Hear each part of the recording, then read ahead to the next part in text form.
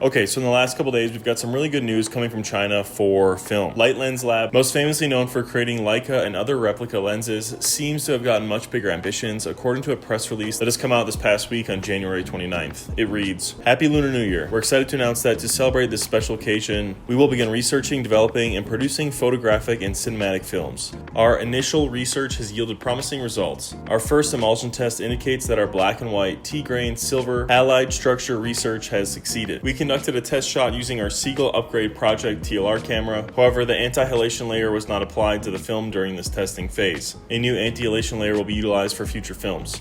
Our goals for this project include researching, developing, and producing films through the following development processes. Black and white with T-grain structure with speeds ranging from 100 to 1600, C41, E6, instant peel-apart film, ECN2 for cinematography, and more in the future. We also aim to produce films in various photographic or cinematographic formats. Please stay tuned for future releases. The film project will utilize our newly developed proprietary machine and emulsion process, allowing us to be self-sufficient in our production. This film project will be marketed under a different brand name, so please stay tuned for future updates." Now, obviously this is quite ambitious, not only with the color film and all the other things they're saying, but specifically with the peel apart film as well. As of now, it's unclear if they're going to be doing this endeavor alone or teaming up with Lucky Films, who aims to create a somewhat film renaissance in China and most of Asia, for matter of fact. One thing we know for certain is that Chinese companies are seemingly pretty serious about getting infrastructure and film more widely available in those local markets, so hopefully this is no different. With that being said, as per the image they've shared, it sounds like they're currently working on a black and white emulsion,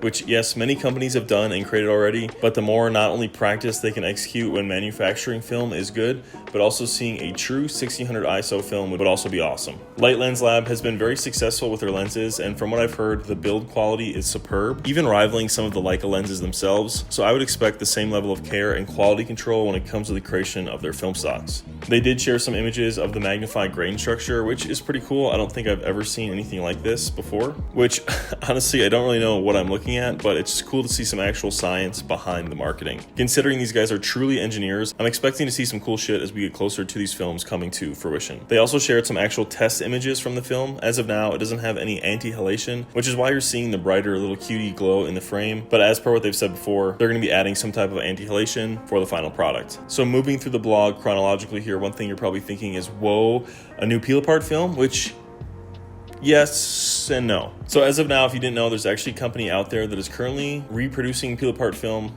Well, sort of. One Instant is a company that has been selling their peel-apart film at about as affordable of a rate as you'll see, which they're not technically creating, but allowing users to shoot repackaged peel-apart film, if that makes sense. Pretty cool, but outside of many people's budget, sadly, and maybe isn't the most sustainable means of the film. But that's where hopefully Light Lens Lab comes in with their, hopefully, more affordable film. Yes, peel-apart is very difficult to create, and with this blog, I think they are getting a bit ahead of themselves, but they are legitimate engineers, and hopefully with the help of Lucky, which was actually a big partner with Kodak some time ago and obviously understands the ins and outs of manufacturing film. In the same vein, creating new color film stocks, especially 100, 200, 400, 800, 1600 would be pretty sick. But honestly, I'm not going to be holding my breath for that until we see Lucky create their film, mass produce it. I'm going to hold off on getting too excited too quickly and yeah, getting the cart before the horse and just end up disappointed. Same goes for the slide film mentioned. Obviously, slide film is a pretty niche market, and that would be probably realistically at the bottom of the list for marketability and ease of creation. So I don't foresee that coming anytime soon, but obviously this is all good news. Another noteworthy thing here that I think we should include is the fact that if we want a company to rival Kodak, it's probably going to have to be an Asian company, specifically a Chinese company that has the manufacturing background, has the network with all the other manufacturing companies, with a lot of these film camera companies historically. And yeah, I think realistically that's going to be our best bet for getting color film manufactured in bulk on a worldwide scale. But from what it sounds like, they're going to try to be the new Fuji and take kind of their market space and create a lot of the same film stocks that Fuji was creating. So what do I think? I think honestly this is some of the best news we've had in the last couple of years for film. It sounds like a company with the ability to have the infrastructure to actually create film is doubling down on the fact that they're going to. From what it sounds like, they're a very reputable company, and they've done a good job being transparent with bringing future products out, the high qualityness of them, and sounds like they're just overall good on their word. So yes, I will reserve a little bit of skepticism until I see it, but I do think that this is some of the best news that we've gotten in recent history, and film is alive and well in 2025. But enough of my thoughts. Let me know down in the comments what you guys think. And yeah, until the next time, they'll do it. Thank you guys so much for watching. Stay safe, stay shooting. Adios.